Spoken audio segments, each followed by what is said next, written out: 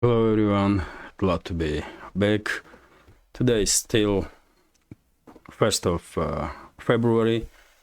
Now it's 9 o'clock and this is new episode of Telegram reports. Thank you all for participating in the stream, for your attention. And well, let me check if I'm online. Not yet. Delay on Rumble is more than a minute, I guess.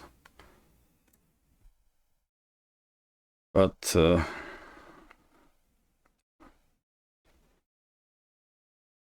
just a few seconds to make sure that I'm online.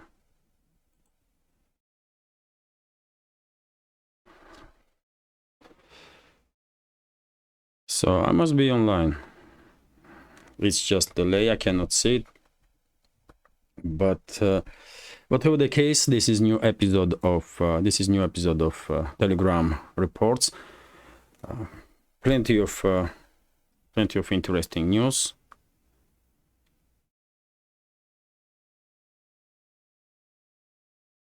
Unfortunately, oh yes, I am online now. I was thinking that something went wrong, but no, it's working. So yes, sorry dear friends, in the beginning it's always like that because of this delay, and I don't know how to make this delay a little shorter. On YouTube delay is about 20-30 seconds, as I understand. On Rumble significantly longer. Once again, thank you all for your attention, for participating. Poseidon is here, Timbuktu, thank you both, and thank you all. Thank to everyone. Audio Network is here. So it's 14 of us right now on the live stream. Hopefully in next couple of minutes more members of our community will join. And as I said, plenty of interesting news. I'm recording this video also, and as I did yesterday after live stream, I will upload this recorded video on YouTube. Yesterday's live stream was watched on YouTube channel more than 1,000 times, so at least for now I can say that there is some interest, although of course I would prefer if all the members of our community, big community, including YouTube, if they will watch my videos on Rumble. But well, it is what it is. I'm grateful for attention anyway. And let's begin with the live stream. First post when I begin my working day is always greetings on the Telegram. It was 7:30 when I start working, and then I did share this quite interesting information that Chinese defense chief promised Russia support on Ukrainian issue. If you remember, I did mention this topic yesterday because I did notice some headlines on different Telegram channels, and I find it difficult to believe that Chinese defense minister make these strong statements that China stands with Russia, and including on topic of Ukraine. And today RT reported about it. I did share information with the link, and well, let's go through several sentences. So China's defense minister Dong Hun, he's the new defense minister, of course. Dong Hun has told the Russian counterpart Sergei Shoigu that strategic cooperation between Moscow and Beijing is a pillar of maintaining peace around the globe, in his first public appearance since appointment at the end of the last year. So this was first time when this new Chinese defense minister was seen on public. And his first international talks were with Russian defense minister, which is quite telling on its own. As two great powers, Russia and China should deepen their cooperations and decisively respond to global challenges, the defense chiefs emphasized during the video call on Wednesday. We have supported you on the Ukrainian issue despite the fact that the US and EU continue to put pressure on Chinese side, Dong Hun stated. So yes, it's his words, he said it. So well, we can only now guess what he meant. He meant diplomatic support, or he meant diplomatic and political and military support, because, well, maybe not directly, but China, I believe personally that China definitely provides some support for Russian side, not necessarily with military weapons, but you know, with some drones, for example. There is plenty of FPV drones on the front line used on daily basis, and I guess significant number of those drones are brought in China, maybe brought in details and then reassembled in Russia. But whatever the case, I believe China is supporting Russia, indirectly at least. And well, interesting news. And when it comes to first appearance of Chinese defense minister, I remember now that yesterday, if I'm not mistaken, one of the members of our community did ask me a question about Gerasimov, head of Russian general staff, in the Western media, in Ukrainian media. Almost a month now, rumors are circulating that Gerasimov was killed during some attack in Crimea. Although at that day, when Kiev regime and Western media claims that Gerasimov was under strike, at that day, according to Russian Defense Ministry, all aerial targets of the Crimea was destroyed. And question still is, I mean, interesting. Many people are wondering where is the Gerasimov, because of these rumors are circulating, why he is not showing up on the public. But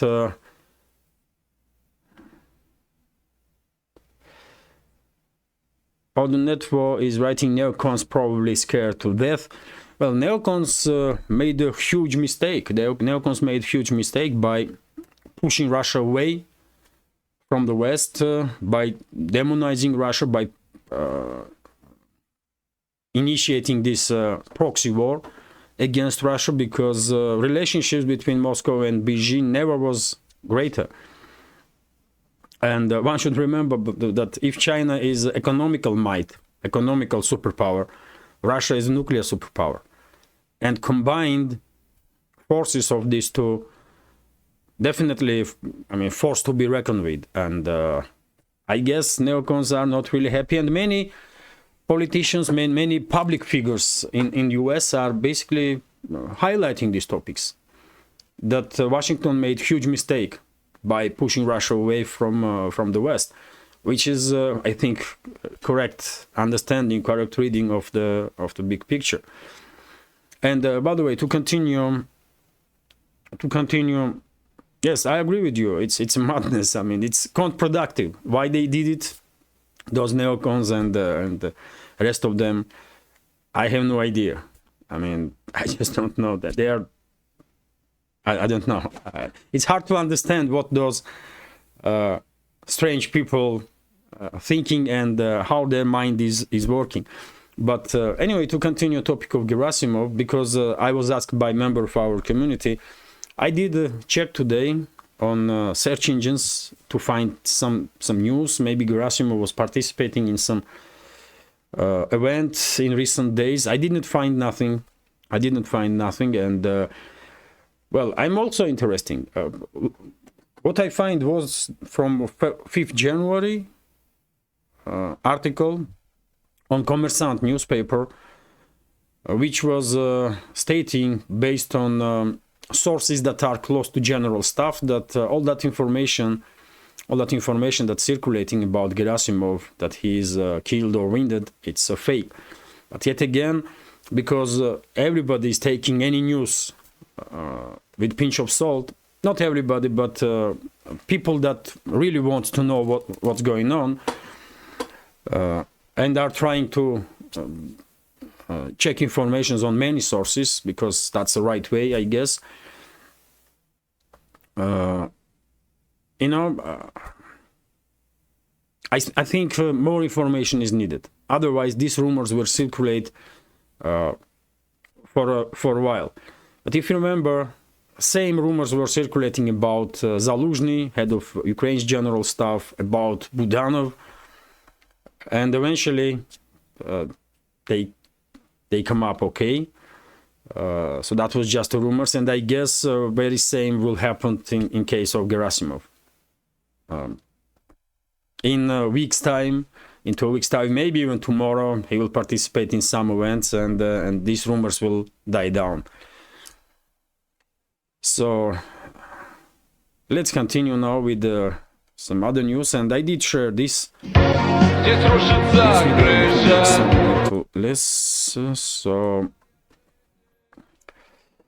So this is, by the way, incendiary munition that Russian armed forces use time to time. This is not white phosphorus. Some may mistake this munition as a white phosphorus, but this is different stuff, nothing to do with white phosphorus. And it does looks, it may looks beautiful, but whoever is under this incendiary munition, I don't think they will feel good after this type of strikes. Usually Russian armed forces using this type of munition before attacking that area, and maybe already this territory that come under this type of fire already under Russian control. That's possibility. Let's continue, and then I did share, of course, links of first update, today's first update from YouTube channel, from Rumble channel. I have to notice that today's update was not really gain momentum or attention of our community, maybe because people just did not receive a notification about update, maybe for some other reasons, but for now, where is the first update? First update only had like 2,600 views, which is, I mean, not really great achievement, but it is what it is. And headlines also didn't really go well on YouTube, by the way, at least. On Rumble, there is delay also in numbers, so it's hard to tell. But on YouTube, that's numbers. But anyway, it is what it is. I'm kind of surprised that YouTube didn't delete my channel already. So whatever numbers YouTube will show, let's be it, you know.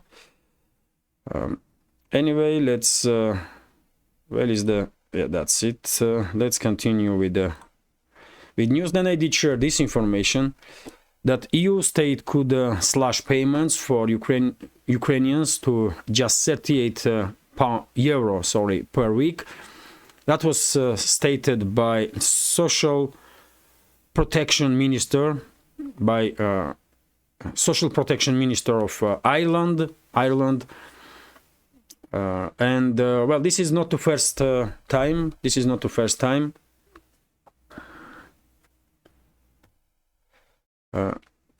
Chemical Cowboy, thank you, Levan, for your work and effort. Thank you very much for your attention and for your kind words. Thank you all, dear friends, for participating. It's 20 of us now on the stream. Maybe more people will join later on. And well, this is interesting news because about 3-4 weeks ago, I did report that Irish government was considering to cut down spendings on Ukrainian refugees. And well, that's I guess this is a continuation of that topic. And once these decisions will be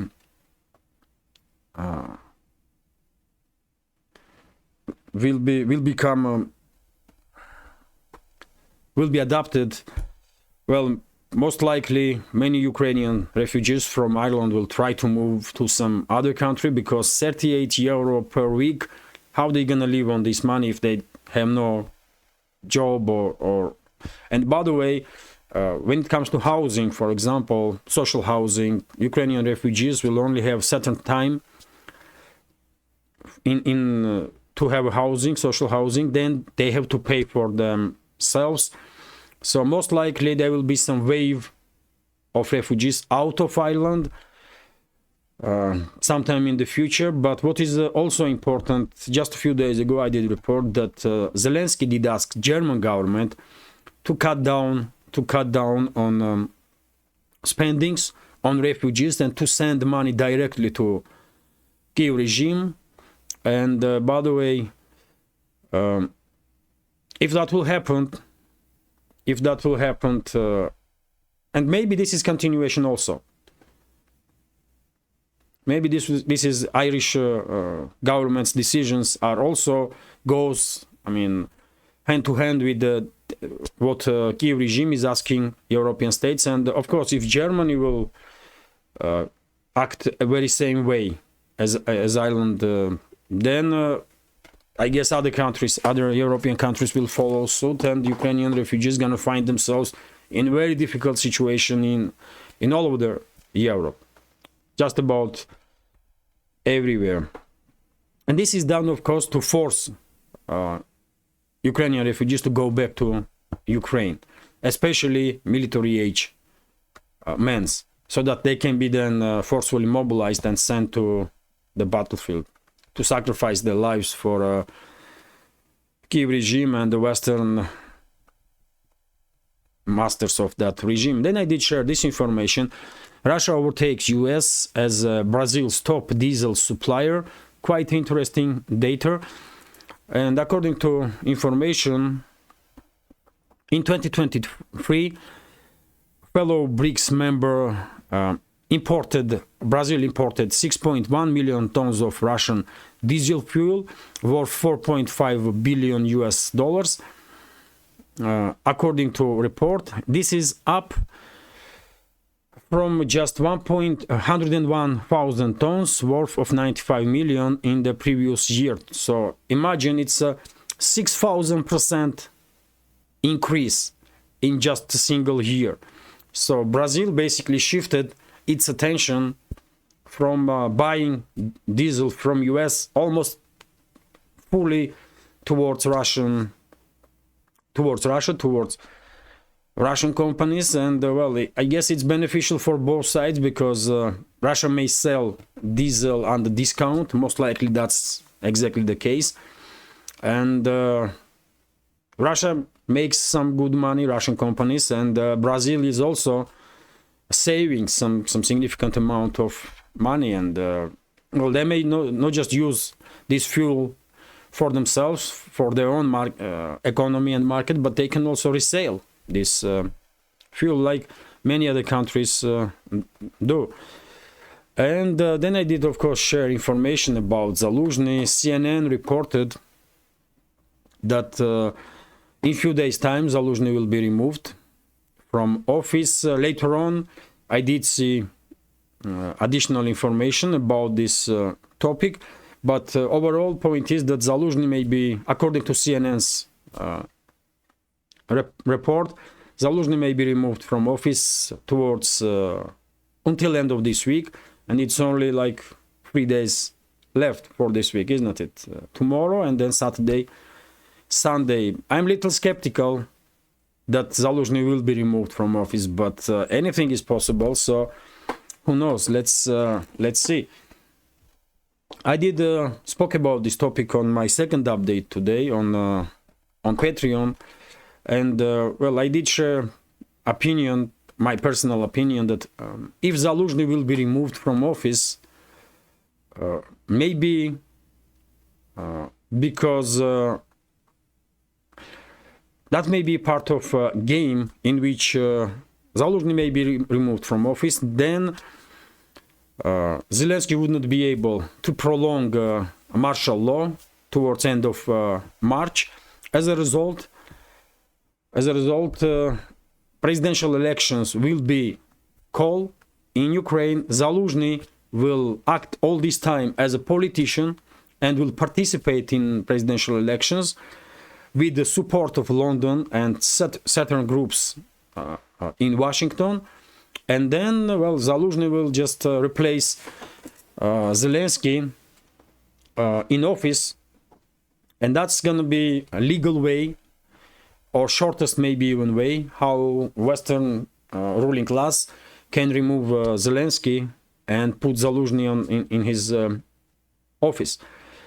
Maybe that's what's going to happen. Or there is a second scenario that Zelensky will sign decree to, about dismissal of Zaluzhny. He wouldn't obey orders. Army will, of course, significant part of army, vast majority of it will most likely support Zaluzhny. In that case, there is a military coup in Ukraine. Zelensky is removed from office. After some time, presidential elections are held, and Zaluzhny is becoming president of Ukraine through the election. So he will maintain legitimacy this way also. So let's see from these two scenarios which will become true. I don't think Zelensky will remove Zaluzhny and Zaluzhny will just disappear. It's not happening, in my opinion. Let's see. I mean, it's interesting. Things may go down so badly for Kiev regime that they may end up in civil war of the elites, so-called elites in Ukraine. Gordo is writing, love your channel, you have a great day. Thank you very much. Thank you very much for attention, for your kind words.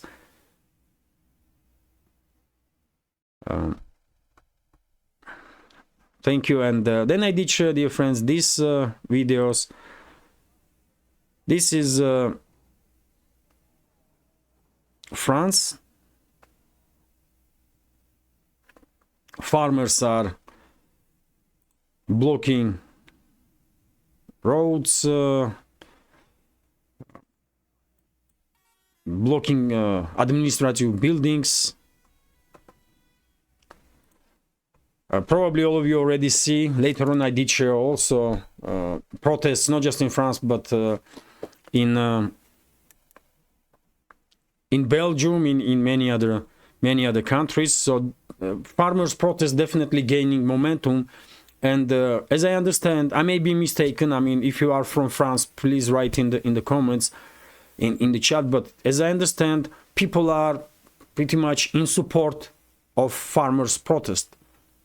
Because I did saw some videos today when people are cheering farmers and it's like a kind of celebration, So with such a support from society, well, I guess maybe there is a chance that farmers and workers from other segments of economy will manage to force their own governments to basically act in interests of citizens of these European states.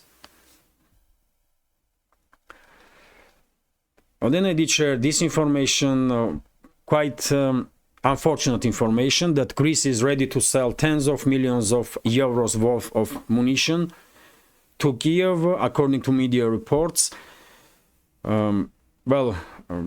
Not surprising information. I did report quite a number of times that Washington was pressing Greece government very much and demanding some Soviet or Russian made weapon systems to be transferred to Kiev regime in exchange of some new weapons. And recently there was a statement, information was circulating that Greece will receive F-35 fighter jets, some additional new weapon systems, and I guess the deal already have been done. And I guess Greece government already agreed that some weapon systems will be transferred to Kiev regime. Directly or indirectly, Greece may transfer these weapons to US and then US will give it to Kiev regime, but whatever the case, it's from Greece. And of course, this will even further deteriorate relationships between the Moscow and Athens. But I mean, what you're gonna do? Our friends from Greece, members of our community, did write many times in the comment sections that Greece don't really have a pro-Greek government. Prime Minister of Greece is a puppet of globalists and does whatever he is ordered. And Greece society have no say, really, unfortunately, and it is what it is. Then I did share this information that Red Sea crisis exposing EU energy weakness, according to Financial Times. Yet again, no surprises here. Let's read several sentences. The surge in global diesel prices at an almost 3 months high aimed shipping destruction is threatening to test resilience of EU economies, the Financial Times reported on Wednesday. The rising prices reflect concerns among traders that the turbulence in the Red Sea will lift fuel costs for consumers and disrupt vital supplies from Asia to Europe, one of the world's largest importers of the refined petroleum products. Gas oil futures, the global benchmark, gas oil futures global benchmark for diesel prices have soared by 50% in just over the month to $845 US dollars per metric ton, the Financial Times said, citing trading data. Since Western sanctions on Russian crude and refined products went into effect in 2022, EU has relied heavily on imports from Asia and the US. However, with the many tankers now avoiding the Red Sea route, shipping diesel to the EU from Asia has become more expensive as freight and insurance rates have jumped, and vessels are making longer trips around the Cape of Good Hope in Africa. Meanwhile, refinery maintenance in the US will further cut supplies across the Atlantic and drive futures and retail prices further up, experts warn. Well, yet again, everything is logical, what I just read, and quite understandable. And who is blamed? Who is to be blamed, really? It's EU leadership, isn't it, and EU member state leadership that imposed these sanctions on Russia, sanctions that hurting not just Russian economy, and they of course hurting Russian economy, obviously. I mean, 18,000 sanctions on Russia, by the way. I mean, of course, you're gonna notice it one way or another, but these sanctions are hurting European economy also, and I mean, some may argue that even more severely than Russian economy. So, I mean, you tell me how adequate policies of the EU leadership is really. After all, EU's economy's profitability, EU's economy's competitiveness was entirely dependent on cheap Russian energy, gas, crude, or refined products of oil, and now all this stuff is gone. And how gone? Still, European states are buying Russian energy, but through the third party, and paying more for very same product. But it is what it is, what you're gonna do. Then I did share this information that Il-76 was shot down by Patriot missile, the Russian investigative committee reported today. So this is factual information confirmed by investigators.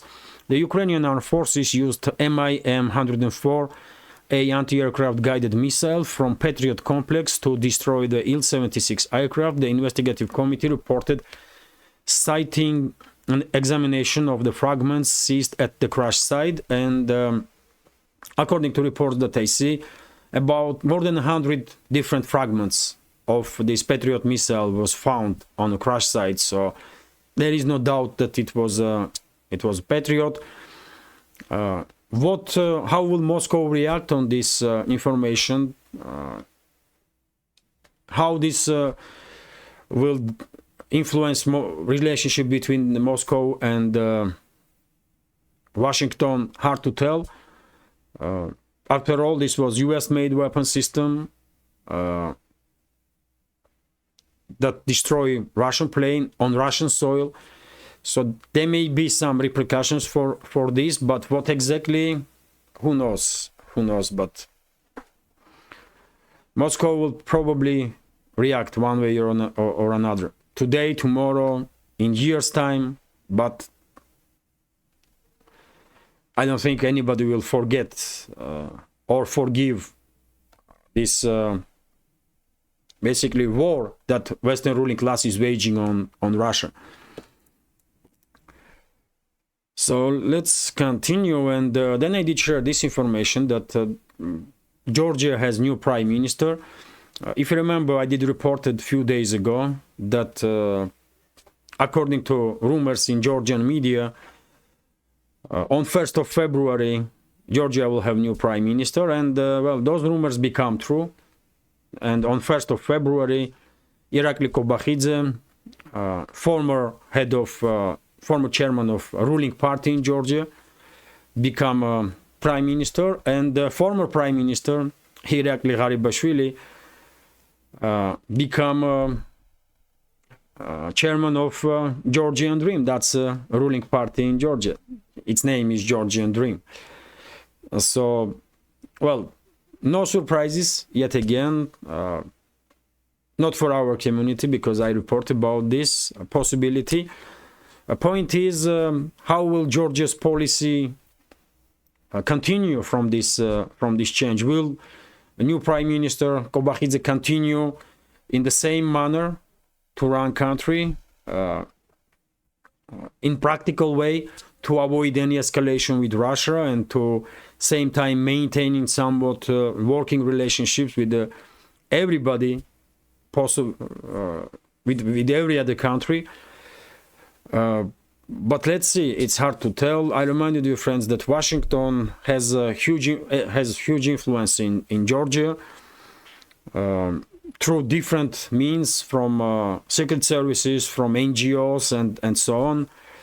And well, if Kobakhidze will continue same policies as his predecessor, then I think maybe in October, when the parliamentary election gonna take place in Georgia, we will see another attempt of regime change provoked by Washington.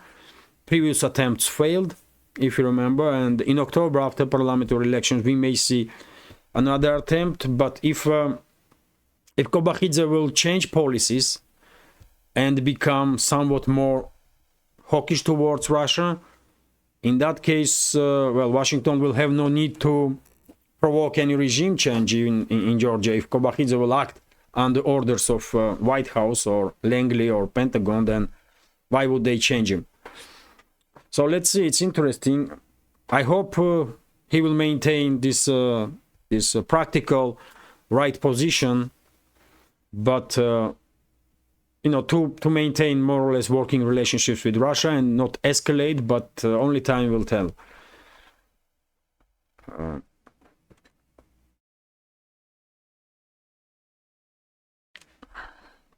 Let's continue. Dear friends, if you have any question, please write Q before question in capital letter, and I will notice straight away and comment on it, and will try to answer. Then I did share this information, the quite interesting one.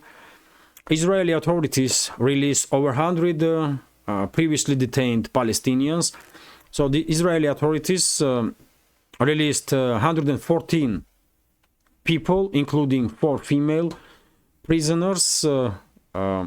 Surprising step from Netanyahu's government. This was reported by Al-Kahira Al-Ikbariya TV channel. However, the TV channel did not specify whether these people have been released as a part of deal between Israel and Hamas, or it was just some isolated case of goodwill from Netanyahu's government. Whatever the case, of course, it's a good news that 114 people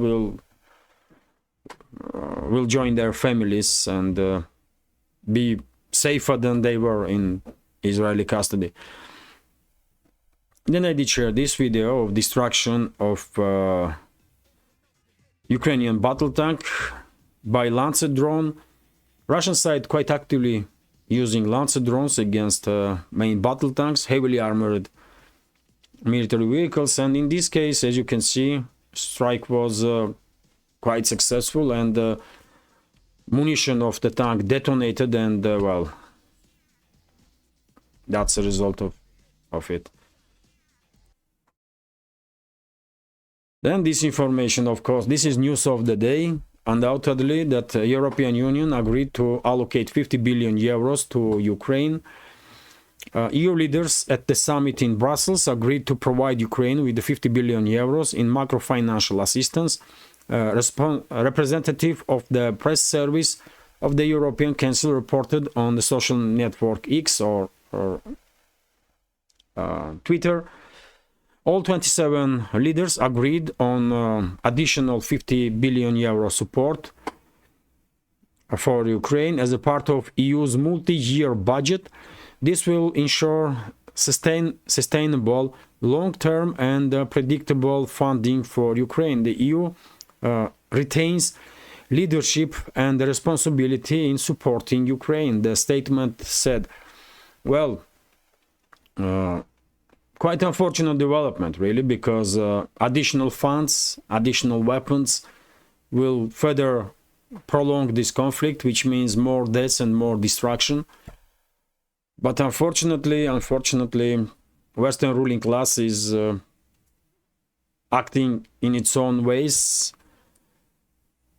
and well, that's a result of it. Many people are surprised that Hungary caved in, but well, if you remember, a few days ago I did reported that Brussels was almost openly threatening Hungary to destroy their economy if Budapest will not agree to allocate this 50 billion. And I think Orban maybe did not really had any options there, and that's a result. That's a result of it. But many people are disappointed in Orban, in Hungary's government, quite understandably, because people were thinking that Hungary will fight with Brussels to the end. But well, it did not happen. I am not surprised, by the way. I was expecting that at some point Hungary will agree on this initiative of Brussels. Then Stoltenberg, by the way, made well, yet another horrible statement. He said that conflict in Ukraine was a good deal for the United States. Let's read several sentences. Military support for Ukraine in its conflict with Russia benefits the United States economically by strengthening the American defense industry. This opinion was expressed by NATO Secretary General Jens Stoltenberg. Ukraine is a good deal for the United States, he said in an interview with the Washington Examiner. Stoltenberg stressed that the most of the funds that Washington allocates to Kiev are invested in the American defense industry, which makes it stronger. Aimed criticism of the alliance by radicals from the Republican Party. The organization's Secretary General noted that being in NATO is beneficial for the security of the United States. Well, I don't know about benefits for United States. It's US taxpayers that basically are funding this organization. And well, when it comes to statements of Stoltenberg, well, how are you going to comment it? He's basically openly saying what we all know anyway, and he did not even try to play a decent human being, like they are really fighting for some how we say it, ценности, some values, or like they love to talk about. No, he is quite direct now that, you know what, Ukraine is a good deal for US. Most of the money that US allocates goes to the military-industrial complex. Of course, it's true, by the way. But usually politicians are still trying to act like their politics are meant to achieve some humanitarian goals, first of all, like human rights, democracy, and we all know topics that these people love to speculate about. But no, this time, I mean, he was quite direct and said how it is. That, of course, military-industrial complex is a main beneficiary of this tens of billions of dollars and euros that were formally transferred to Kiev regime. And basically, I mean, we can interpret statements of Stoltenberg like, you know, death and destruction of Ukrainian citizens is a good business for US and for EU, because military-industrial complex makes money, military-industrial complex creates jobs, you know, and who cares if some country somewhere there is destroyed because of it, and some society. They don't care, obviously. Anyway, let's continue. I did share this video of strikes by Russian aerospace forces on the positions of Ukrainian armed forces. But quite big explosions there. And this is Donetsk direction, by the way, in Novomikhailivka area. In Novomikhailivka area. Well, later on I did share post from Reber, biggest Russian military channel on Telegram, about situation in Novomikhailivka area. There was some failed operation happened from Russian side, and Reber commented on it. And I did see a question here: who is going to pay those 50 billion? Zahra is asking. European taxpayers, obviously, citizens of Europe. That's this money is coming from.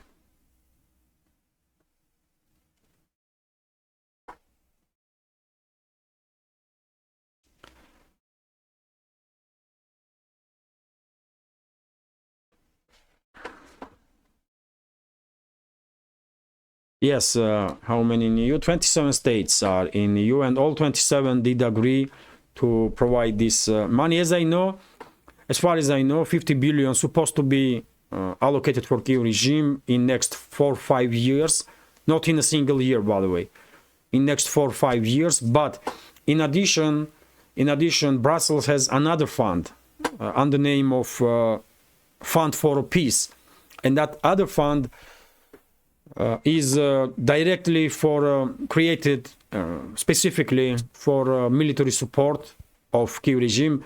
Just you know, you can clearly see irony, isn't it? They call it a Fund for Peace, and this fund is created specifically for weapons transfers to Kiev regime. And I did report about it, like, I don't know, weeks ago or number of days ago, and Brussels demands from EU member states to allocate some money for this fund.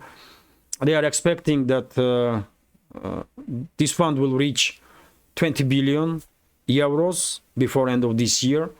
So if you think this 50 billion is all, no, Brussels wants some more money from European states for this another fund.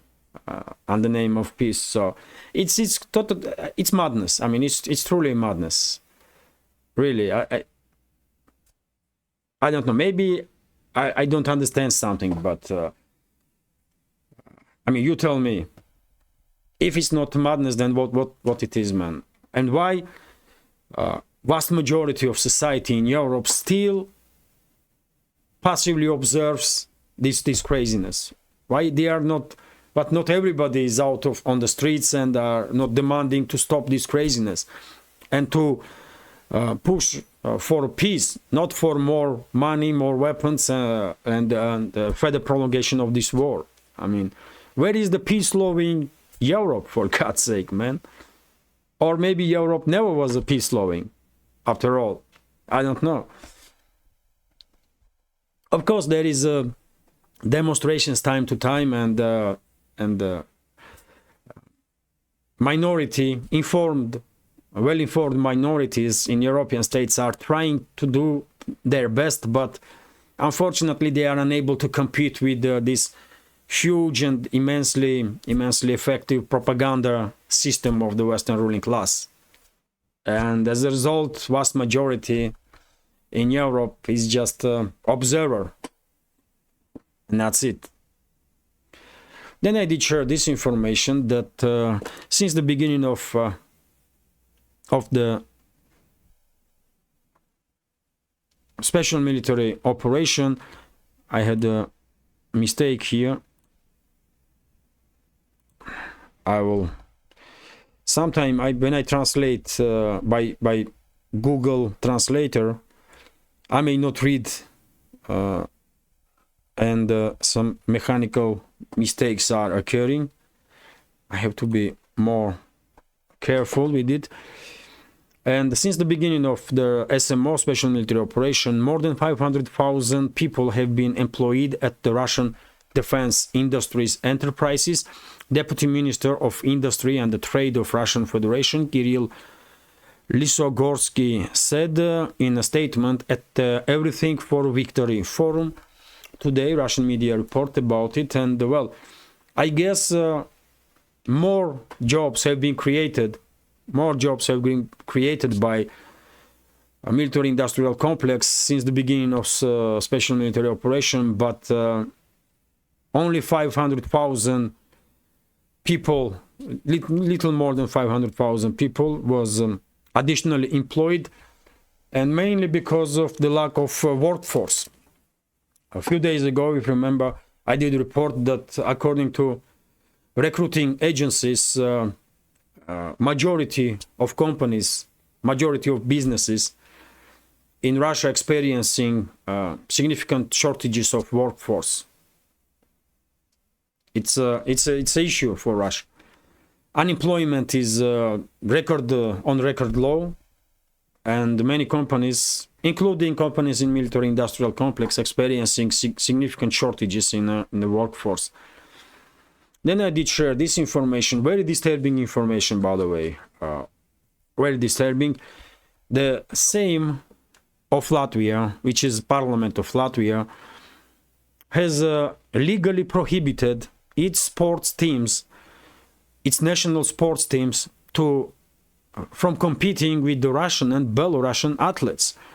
The law applies even to those competitions in which Russians and Belarusians are participating in a neutral status.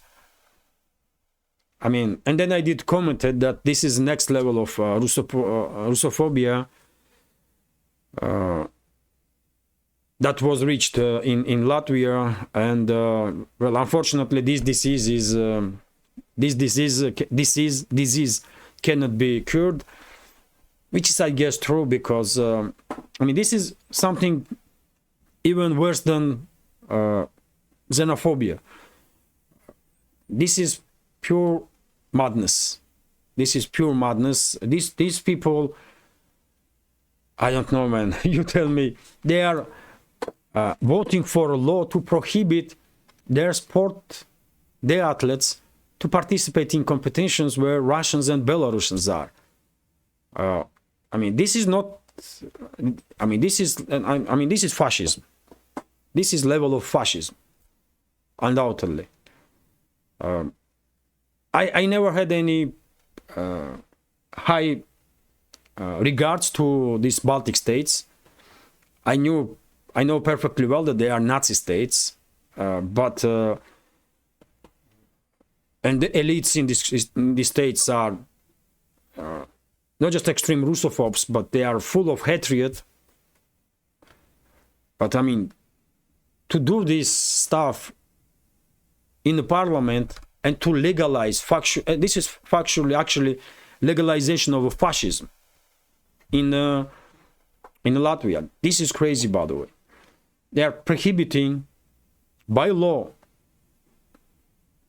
their citizens to participate in sporting events where Russians and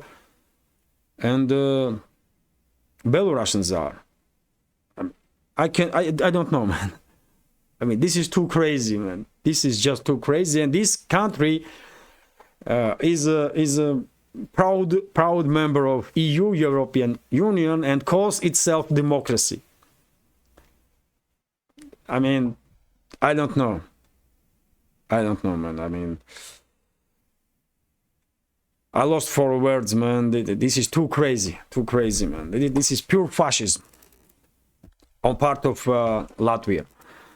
Then I did share this video, by the way. This is a central part of Brussels in Belgium, where EU summit was taking place today, and farmers and their supporters went in this central part and conduct their protest actions. And well, they are not shying, isn't it?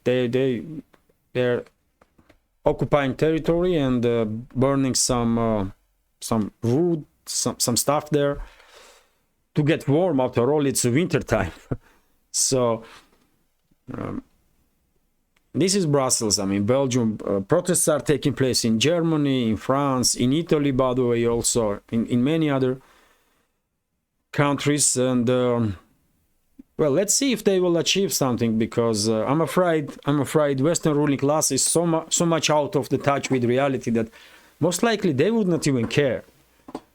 I mean, probably they would not even care. President of France, by the way, is in one of the neighboring countries, in Sweden, if I'm not mistaken, and participating in some posh events while farmers are protesting in his own country, in France, demanding defend of their basic rights. And Macron this time is having fun. And this is not the first time. If you remember, when Yellow Jackets were conducting protests, Macron was also doing that kind of crazy stuff. He was participating in some posh or luxurious, or how should I say, events, demonstratively, no? Probably to say to people that, you know what, I just don't care about you, man. I mean, that's it. Unbelievable, man.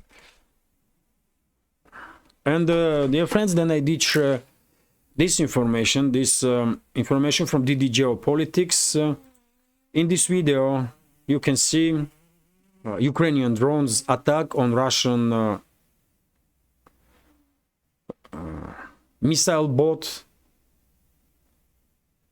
And unfortunately, on this video was released by Ukrainian militaries, and unfortunately ship received severe damage, and according to some reports even sink. Was totally destroyed and sunk. Very unfortunate video. Russian Defense Ministry did not yet commented on this information. Let me read the information. As I said, I share this from DDGeopolitics, one of the also biggest channels on Telegram. So Ukrainian main intelligence directorate announces the destruction of the missile boat of the Russian Black Sea Fleet, Ivanovets. It is reported that the ship was in the roadstead of Lake Donuslav in Crimea, and tonight, as a result of a number of direct hits to the hull, it tilted and sunk. Video of the impact has been published. Judging by it, the boat was attacked by sea drones. It can be seen that the ship really tilted. Russian military Russian channels on internet, on Telegram, some of them confirmed this attack. They write that 9 unmanned boats left Odessa, 8 were hit, and 1 exploded at the side of the boat, damaging it. They did not report the extent of the damage, and Russian Defense Ministry did not comment on this situation at all. At least for now, I did not see any comment. Well, that ship is sinking, by the way. It's not tilted, it's sunk.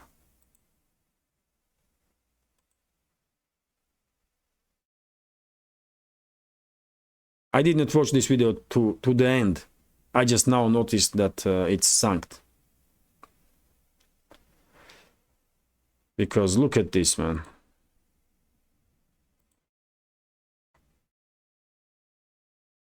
So, I mean,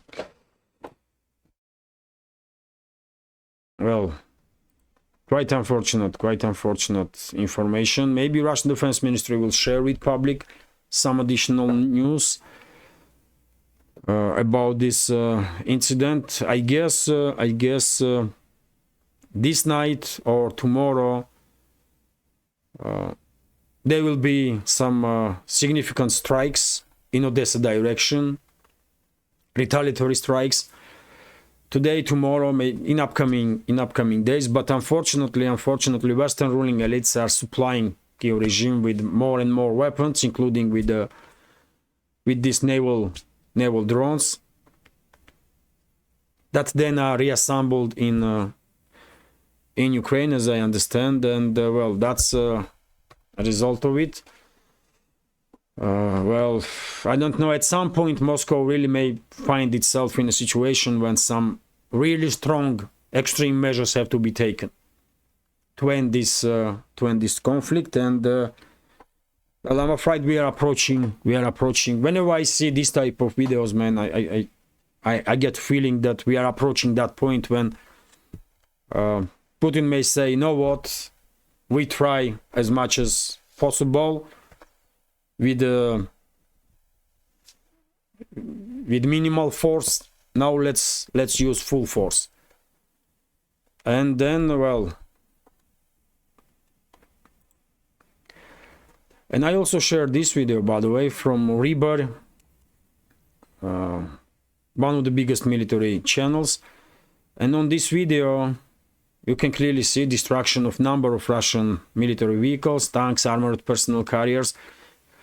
Column was moving in Novomikhalovka area, Russian column, and it was ambushed by Ukrainian side with the drones, by the way. Mainly all hits are with the drones, FPV drones, and significant number of vehicles were destroyed. It is unknown for now how many military personnel was killed and wounded during this failed military operation. And Reber did right.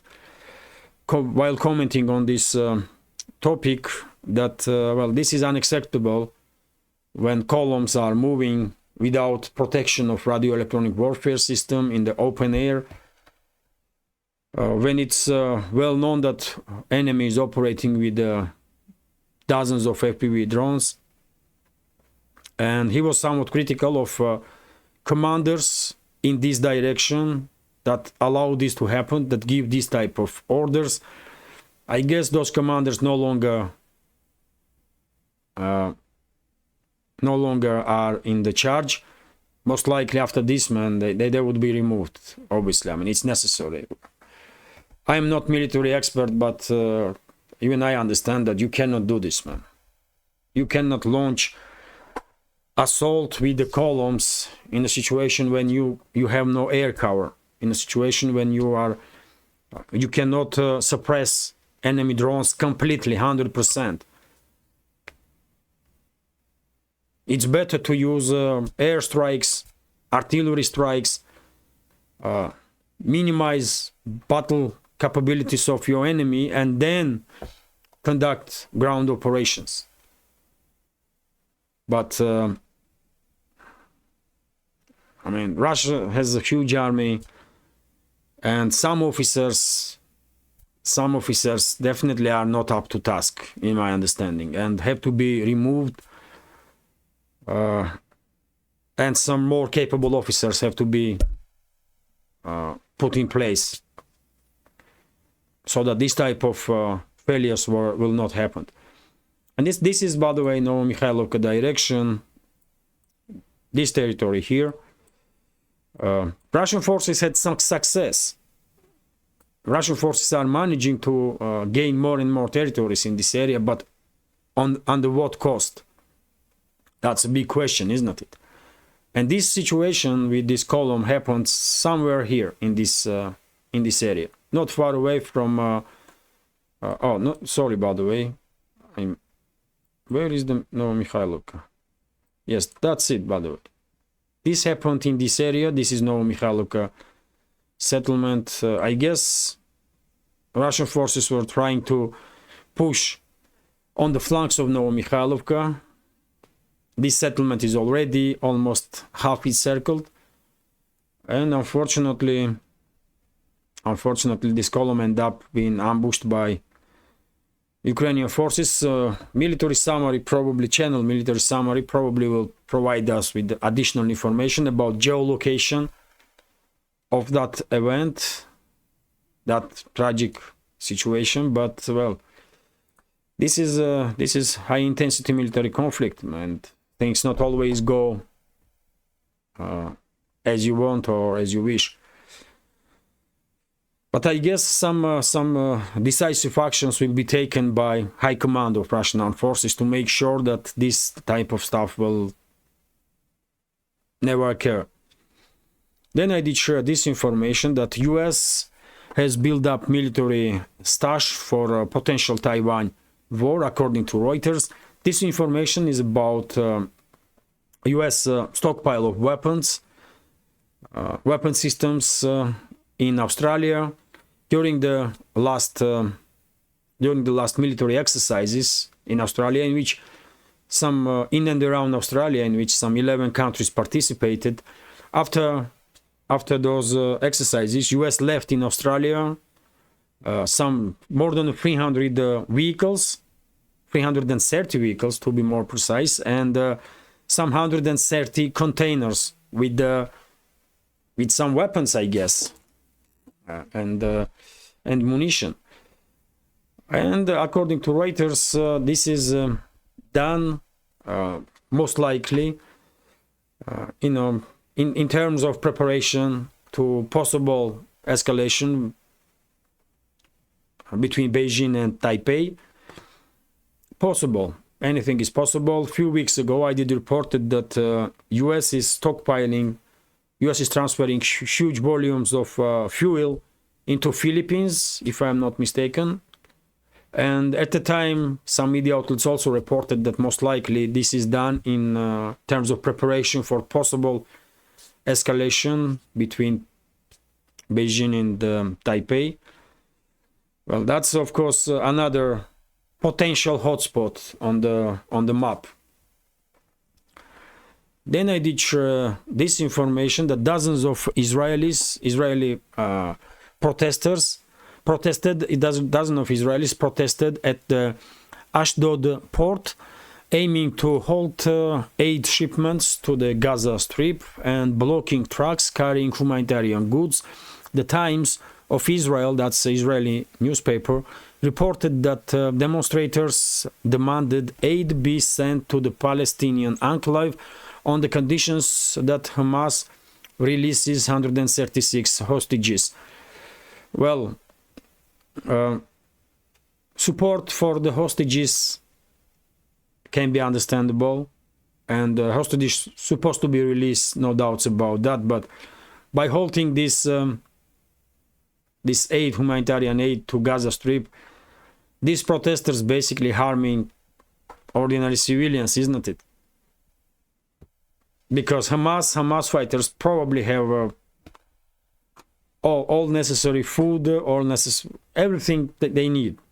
They probably stockpiled that stuff for themselves for years to come in underground, some bunkers and tunnels. It's ordinary Palestinians that need this humanitarian aid. But, well, I don't think these people really care about ordinary Palestinians either. These protesters here.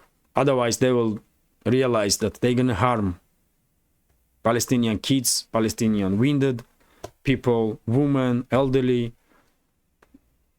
This is not good. These people hate each other, man. Sometimes I really think that these people truly hate each other. And if that's the case, how they gonna reconcile and how they gonna live in peace, I have no idea, man. It's sad. I mean, it's really sad, man. And according to some reports that I see in media, latest social studies in Israel shows that some 98%, over 90% of Israelis are in full support of idea factions in a Gaza Strip, and don't think that too much force have been used or excessive force have been used, which is, I mean, devastating information if it's true, because it seems like those people who say that not more force to be used, they have no empathy to ordinary Palestinians that have done nothing wrong in their lives.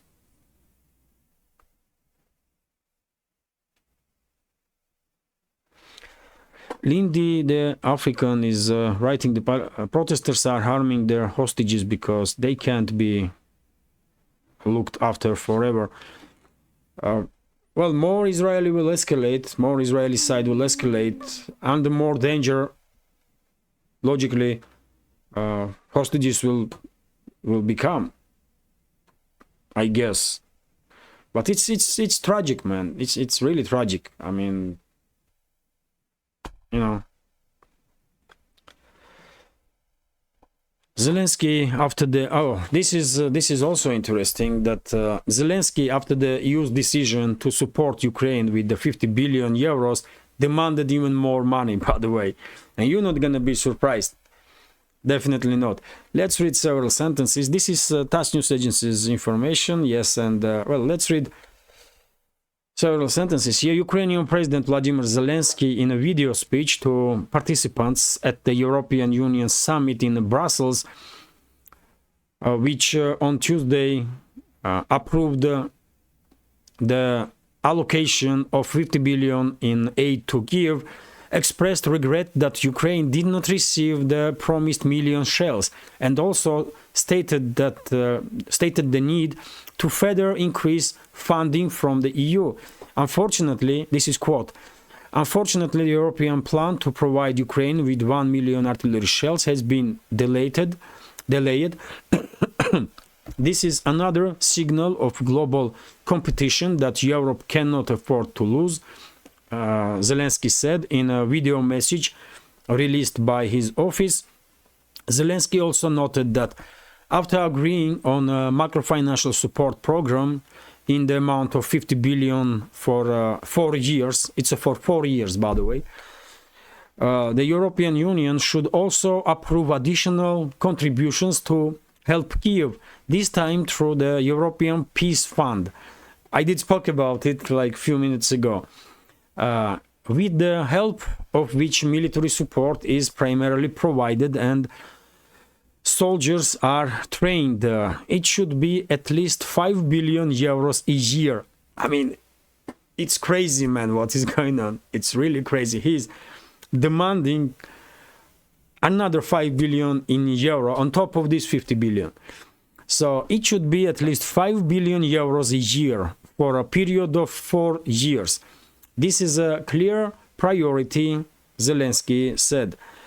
At the same time, Zelensky nevertheless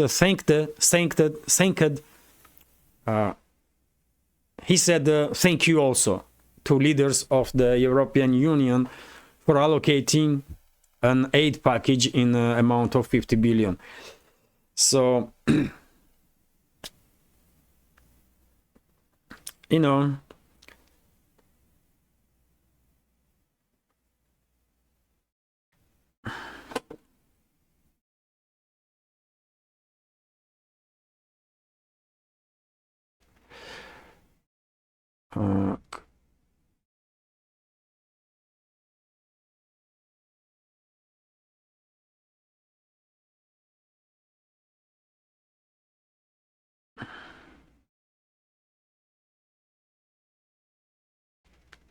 Sunak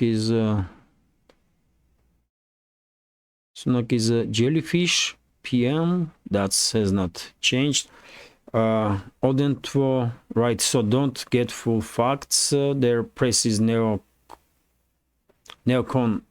arsis too.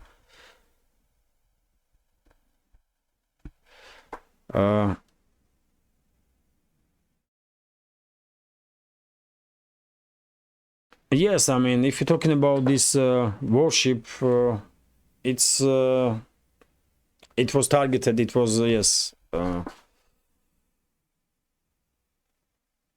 don't think it. Maybe it can be recovered. I don't know, but you know.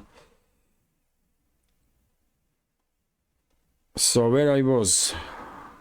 Then I did share this information. When it comes to Zelensky's statement, by the way, well, how are you gonna comment it? He's he probably feels that he's in a position to demand more enough.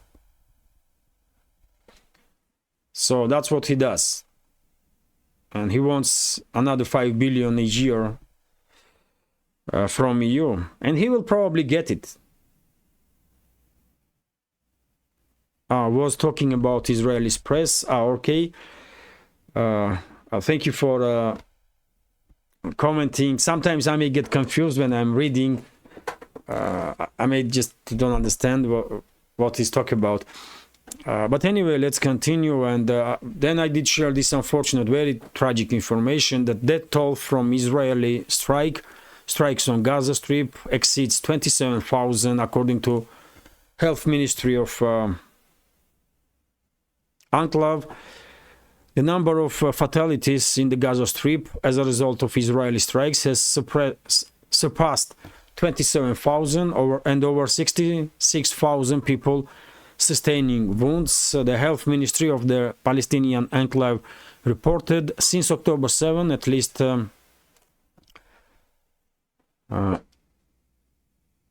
since the 7th of October last year, the number of fatalities as a result of Israeli aggression has increased to 27,019, with 66,139 individuals wounded. The ministry said in a statement on its Telegram channel, according to Health Ministry, over the past 24 hours, as a result of Israeli actions in the Gaza Strip, 118 people have been killed, 190 sustained wounds. The statement stressed that many bodies still remain under the rubble and on the roads where ambulance crews and civil defense representatives cannot reach them. Well, unfortunately, this is of course catastrophic. I mean, this is catastrophic numbers, tragedy, undoubtedly, and as I said quite a number of times, most likely real number of casualties are significantly higher because almost everything is in ruins and people don't have access and opportunity to go through destroyed houses, and if they try, they are shot at, so they cannot.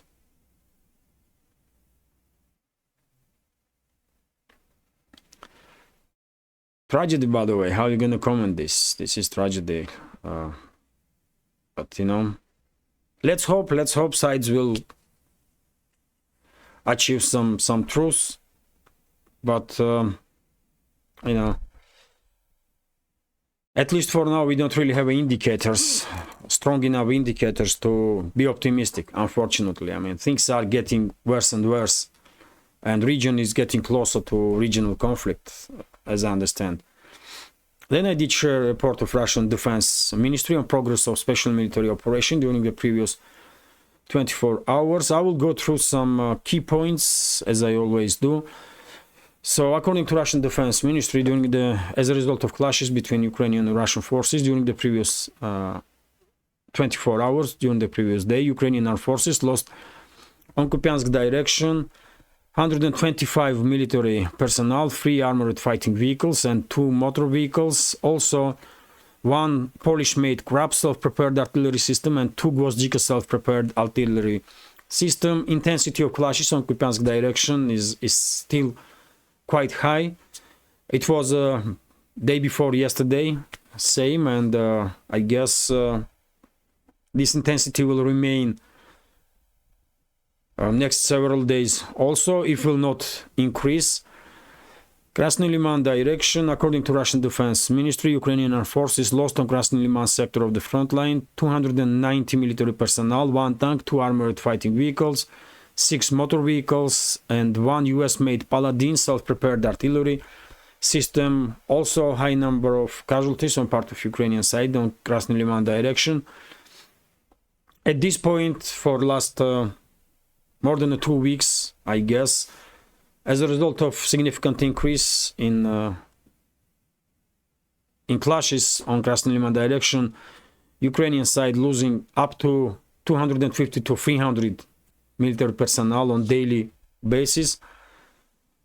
Next is Donetsk sector of the front line. Ukrainian armed forces lost on Donetsk sector 210 military personnel, 3 armored fighting vehicles, 6 motor vehicles, also 1 Grad MLRS, 1 UK-made AS-90 self-prepared artillery system, 3 US-made M777 artillery systems, 2 Msta B howitzers, 1 Akatsiya self-prepared artillery system, 1 Gwozdika B gun, field gun, 5 Gwozdika self-prepared artillery systems, 1 Bukovel electronic warfare system, and 1 munition depot.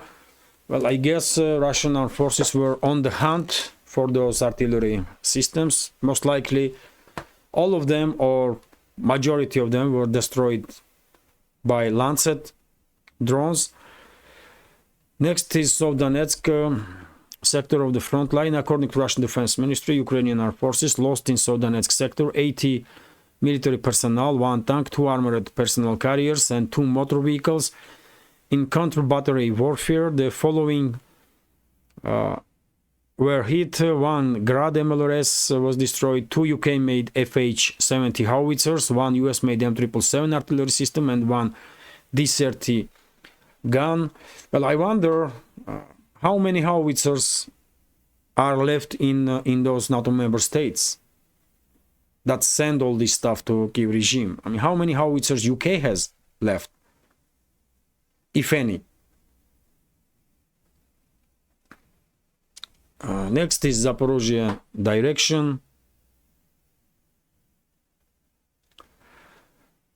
Just a sec, I will end this information, and next is Zaporozhye direction.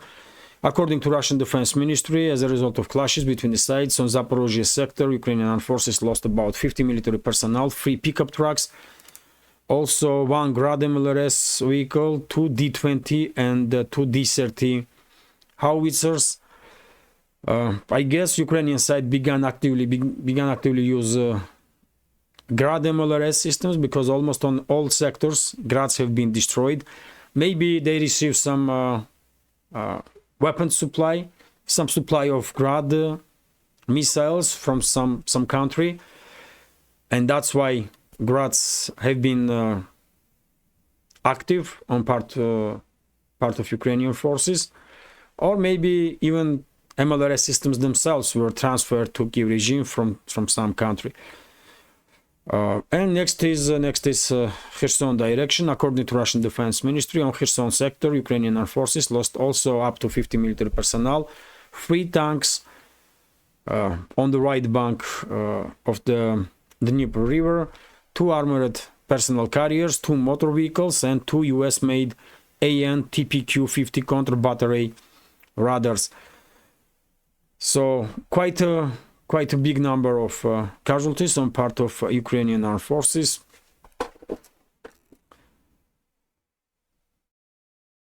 It's as I said many times before, Ukrainian armed forces losing from 1 to 2 battalions a day, even without Russian side conducting large-scale military operations. And well, Lindy, the African, is asking, what is the importance of the Krasny Liman? Well, if we take a look on the Krasny Liman, by the way, so this is Krasny Liman sector. Most important, most active areas right now are, of course, Tarskoe direction, Yampolovka, right next to Zhiribets River, and we can count Seversk also. And when it comes to Seversk, Belogorovka is active zone, and Razdolovka, these settlements basically around Vysolo. Vysolo is under Russian control. And when it comes to importance of this direction, look at the last more or less battle-ready defense line of Ukrainian armed forces, Kramatorsk, Slavyansk. It's exactly front of it. Krasny Liman sector is exactly up front of Kramatorsk, Limansk. So Russian forces cannot conduct offensive operations on this last stronghold, let's say, last defense line that was built since the 2014, by the way. These defense lines cannot be reached without establishing control over the Krasny Liman sector. And that's the importance of it. And after Kramatorsk-Slavyansk line, there is no significant defense lines until the Dnieper River itself and Dnieper city. That's the importance of it.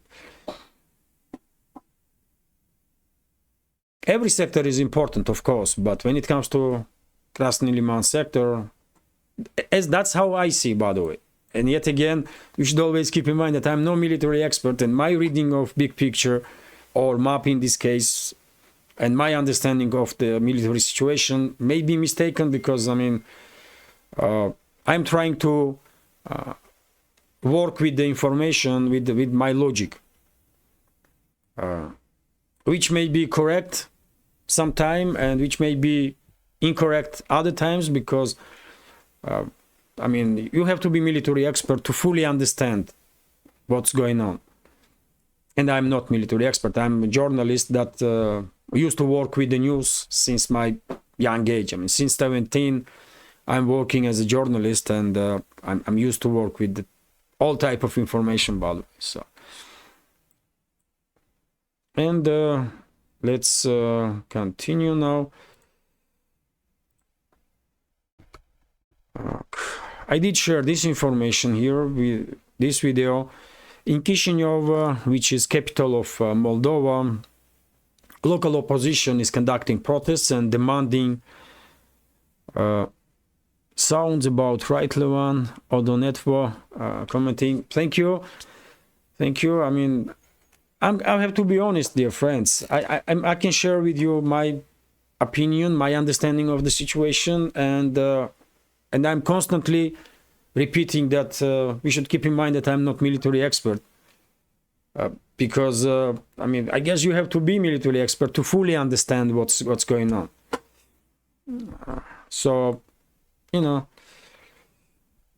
and when it comes to, yes, this information, this is Kharkov, by the way, and local opposition was conducting protests today, demonstrations, and demanding resignation of President of Moldova, Maia Sandu, and yearly presidential elections. This is not happening. I don't think opposition will manage to achieve resignation of Moldovan president, but well, at least they are trying. At least they are trying, and I remind you that Maia Sandu is extremely anti-Russian individual, clear asset of the CIA, and therefore it's quite understandable that significant part of society is not happy that country is run by Western assets and country is distanced from Russia.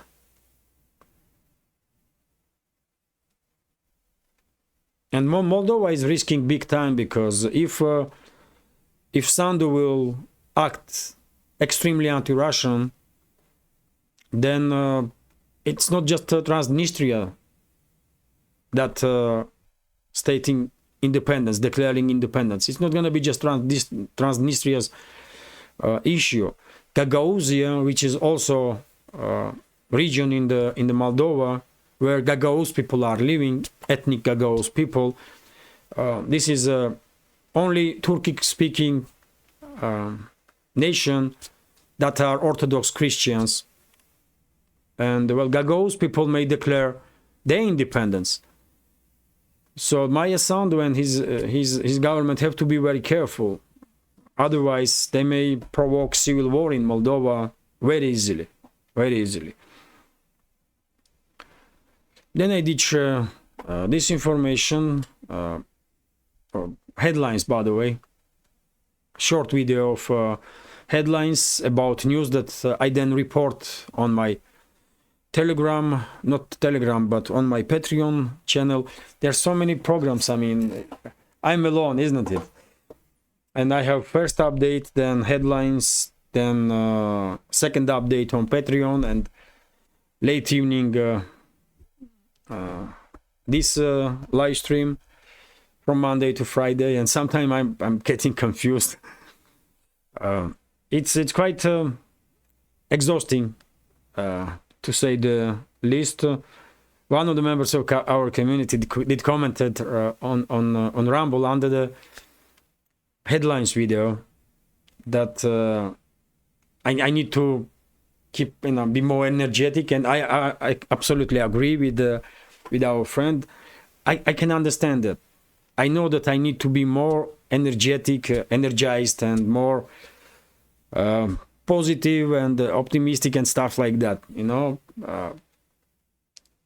That's I guess necessary to gain attention of more and more people or something. But and I agree with this. No one wants to see you depressed and super tired, and but sometimes you just are tired, and when you have to do program, you have to do it, no matter how you feel. And because I'm not actor, I cannot act, by the way. If I feel tired, then you can see it on my face. If I'm a little more energized, you can see it also, and that's how it is. And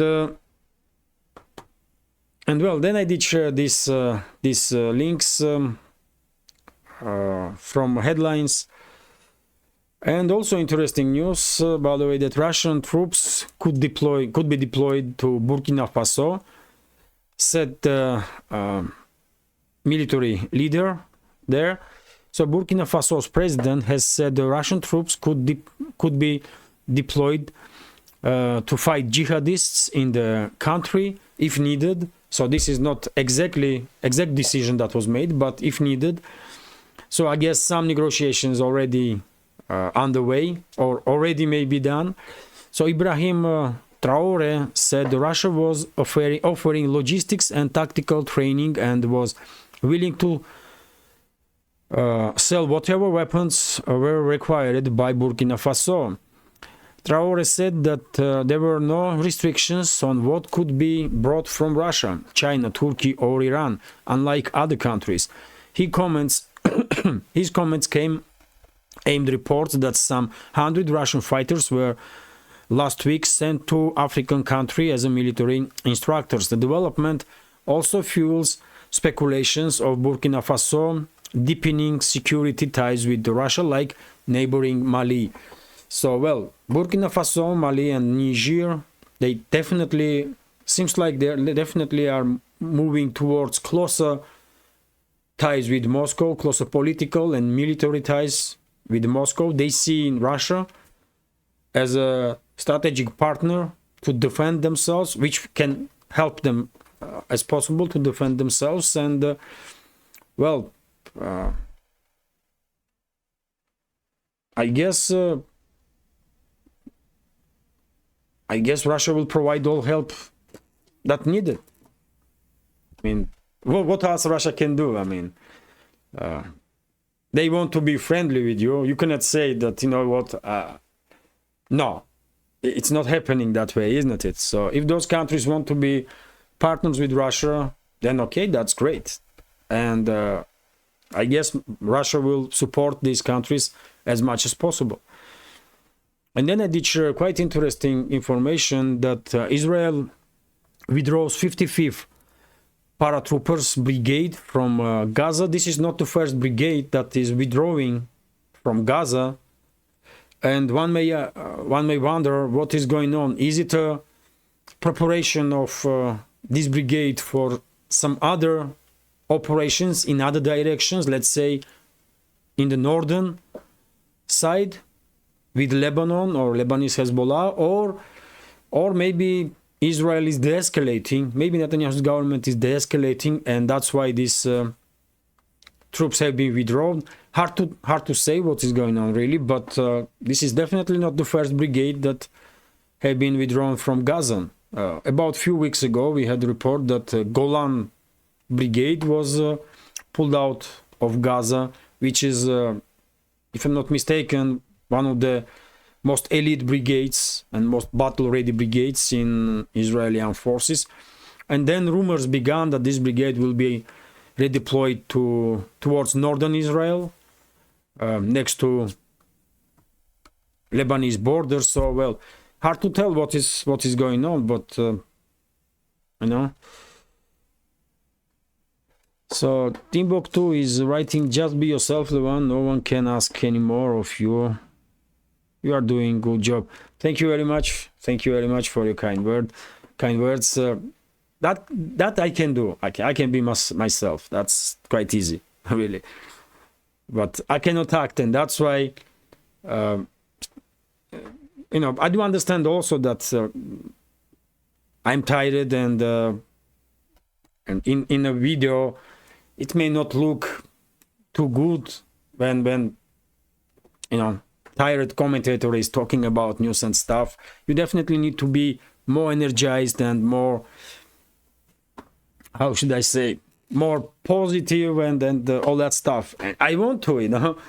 Sometimes I am, and sometimes I'm just not, and it is what it is, man. But when it comes to be myself, that's definitely what I do, and that's easiest stuff in this job. That's the easiest part, man. So thank you.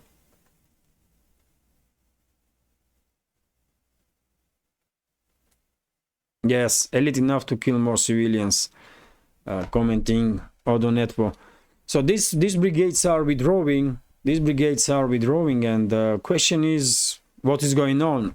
Is Israel de-escalating or preparing ground for the escalation, or these brigades withdrawing from Gaza to be redeployed in the north, towards north, next to Lebanese border? That's a question that I have, for example. Then I did share this information that Hungary received assurances that its funds still frozen from EU funds will not be sent to Ukraine, stated Orban.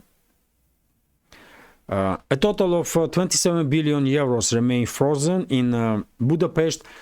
Another 10.2 billion was given to Brussels in December, but less than 1.5 has been received so far.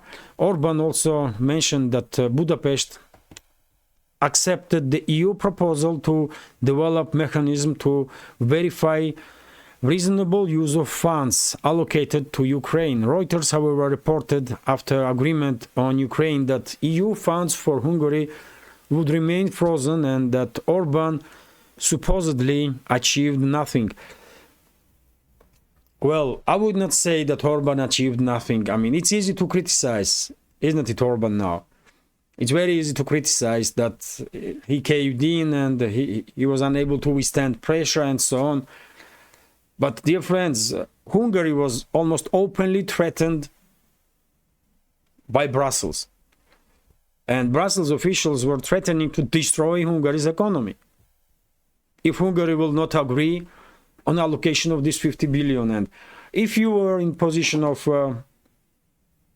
Orban, what would you do? Would you risk further escalation with Brussels, which will mean significant issues with your economy?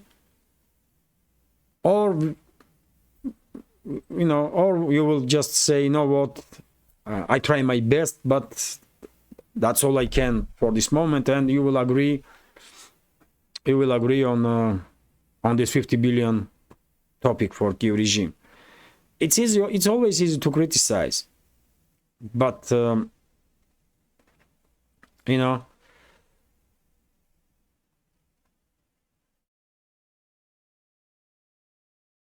he is first of all responsible before his citizens, and his duty is to protect citizens of Hungary as much as possible. And I guess this was the best decision he could make in current circumstances. That's it.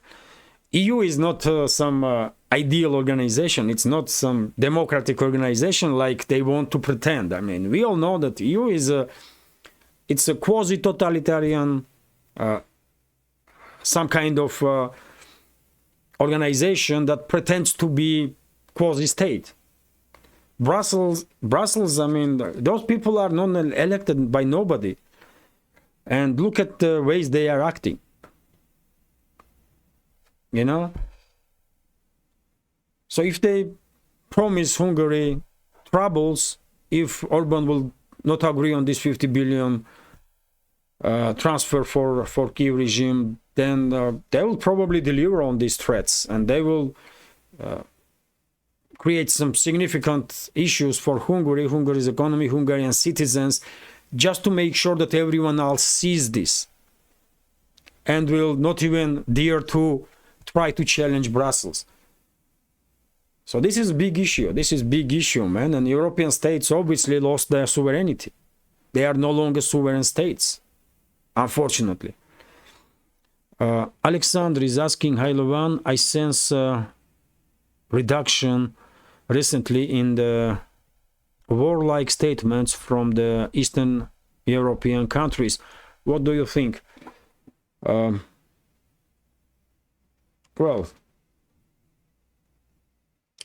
I don't know really. I did not think about this topic.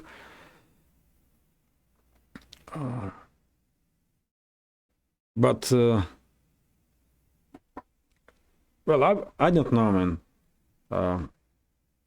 I don't think so, really, because well, only difference is, I mean, that we can clearly see is Slovakia, where new government is now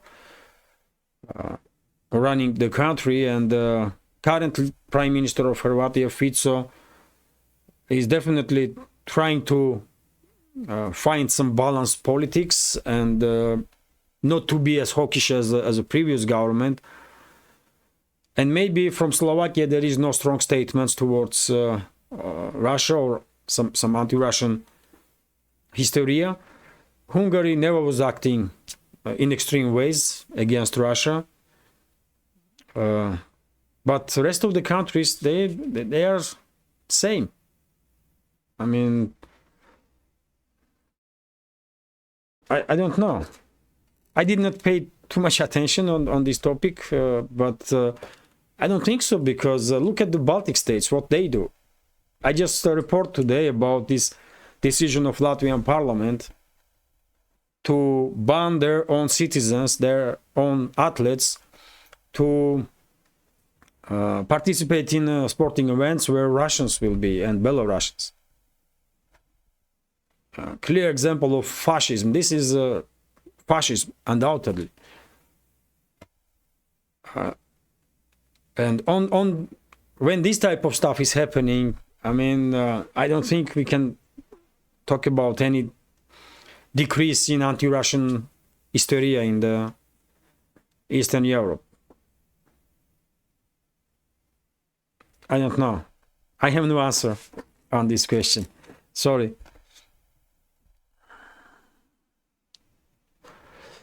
And if I may, I will continue. And this is video, by the way. Russian operational tactical missile Iskander hits train carrying Ukrainian military personnel in the DPR area that is still controlled by Ukrainian armed forces. So quite precise strike. So that circle shows train, and yes, quite precise strike. And well, No additional information about casualty numbers and what went after this strike, but well, EU leaders have instructed ministers to approve an increase in funds for military support of Kyiv regime through the European Peace Fund by early March. Well, Zelensky demanded today additional 5 billion a year through this so-called peace fund. And well, that's a reaction that EU leaders react on this demand from Zelensky. Like Zelensky is a boss, big boss of those mafiosos. Well, these soldiers, EU leaders, soldiers of the Zelensky,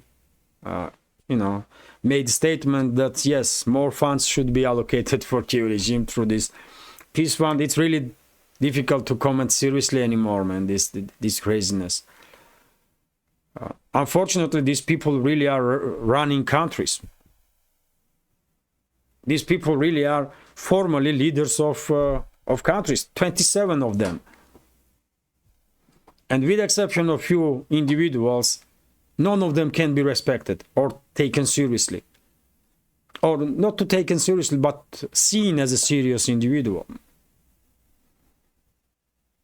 I mean, well, I cannot say nothing bad about Orban. I cannot say nothing bad about Fico, and that's it, basically. Rest of them, I don't think they are even respected in their own countries. But anyway, let's continue. Then I did share second update for a day from my Patreon page. And well, this was also quite interesting. 40 minutes update. So it's a major updates, really major news updates, like first update.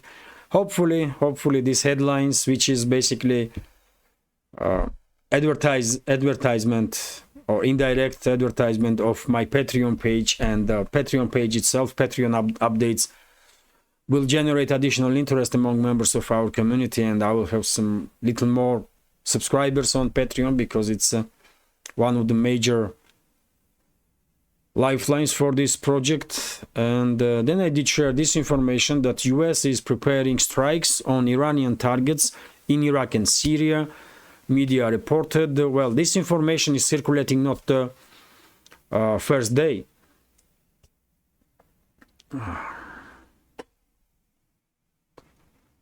Clowns vast majority. Well, majority of those people in Brussels, in bureaucracy, and leaders, so-called leaders of the Europe that were gathering today in Brussels, or they definitely can be seen as bloody clowns, undoubtedly. And when it comes to this information, this is first time when media is reporting that US is preparing as a retaliatory measure for attack on US base recently to conduct strikes against Iran's assets in Syria and Iraq. And well, US authorities have approved the plan to strike Iranian military targets in Iraq and Syria in response to an attack on US base in Middle East. It was in Syria, according to many reports, but officially US said that it was in Jordan. CBS reported, citing government sources. The strikes are planned to carried out over several days, and their targets will be Iranian facilities and the military personnel on the territory of two Arab countries.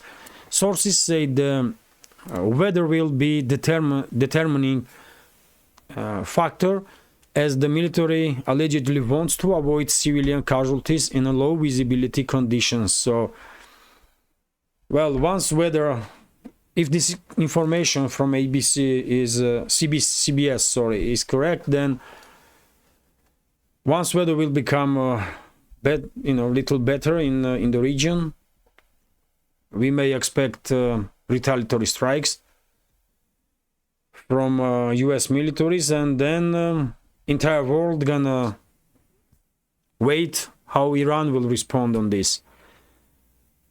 And then again, world will wait on US response, and this is, I mean, this is downside spiral, man, that pulling entire Middle East towards nowhere. And I did share also this information that Florida sends 1,000 National Guard soldiers to Texas to secure its border in support of government Abbott's Operation Lone Star. So, well, not surprisingly, Florida is in support of Texas. I guess two most popular states in US at this point, and for a reason, by the way, for a reason. Of course, I never been in US, and I only receive information through internet about what is going on in US, but what I see and what I read and what I listen, including from bloggers from US, I mean, states which are run by Democrats, man, are total mess. Like New York, like California, many others. It's a total mess, and it's a shame, really. I cannot even imagine what is going on in San Francisco, man. It used to be great city, isn't it? One of the most well-known cities from US, well-known in entire world. Same goes for Los Angeles. New York, by the way, I mean, everybody knows New York, isn't it? Not knows, but heard about New York. And these areas are, I mean, if this information that is available on internet is true, then, I mean, it's total mess what is going on there. And best regions in US, best states, or one of the best, are ones that are run by Republicans, like it or not, but that's how it is. And Florida and Texas is a prime example. You know, but yet again, I never been in US, and my knowledge about US is based solely on what I read, what I listen, and that's it. I may be mistaken, I don't know. Then I did share this information, latest update, today's update from Alex Christoforou, host of Duran, and I also share information that administrative building on an area of 1,000 square meters is burning in Pushkino near Moscow. There is a threat of spreading to neighboring buildings. I hope for this moment this fire was extinguished. Whenever this type of accidents are happening, or incidents, there is always rumors beginning to circulate that maybe that was a sabotage from Ukrainian side. So let's see what investigation will say about this.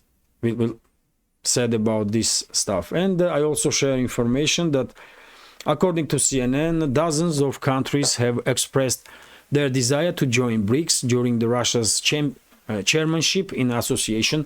Russia's chairmanship began on 1st of January of this year.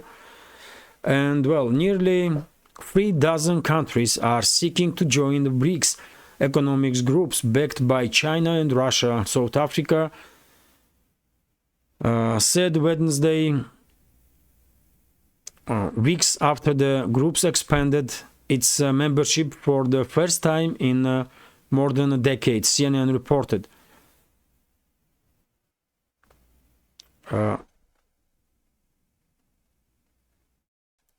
34 countries have expressed interest to joining the bloc of major emerging economies, South African Foreign Minister Neladi Pandor told reporters. And, well, I will not continue. This update is already too long. Well, I guess CNN is correct in this reporting that quite a number of countries want to join BRICS, unsurprisingly. And, well, if BRICS member states will manage to neutralize negative influence of the Western ruling class when it comes to decision-making process of those countries to join BRICS, then I guess BRICS definitely will become significantly bigger organization and basically foundation for a multipolar world. Together with the Shanghai Cooperation Organization, for example. And by the way, then I did began my live stream. So, well, this is it, I guess.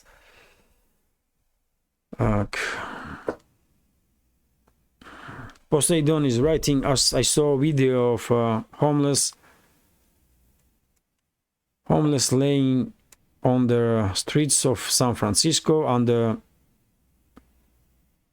transgender flags. Walk priorities. Well, this definitely also plays significant role, isn't it? And destroys not just people but businesses and just about everything that it touches. Yet again, I mean, that's my understanding of the situation. I may be wrong, but that's how I see it. And well, unfortunately, these states that are run by Democrats really seems like are in a very bad shape. I don't know. And most likely because of the policies, isn't it? That local governments are conducting. And if I may, dear friends, I will end this update now. Thank you very much once again for participating, for your attention and support. I wish you a great day. Take care and see you soon. Bye for now.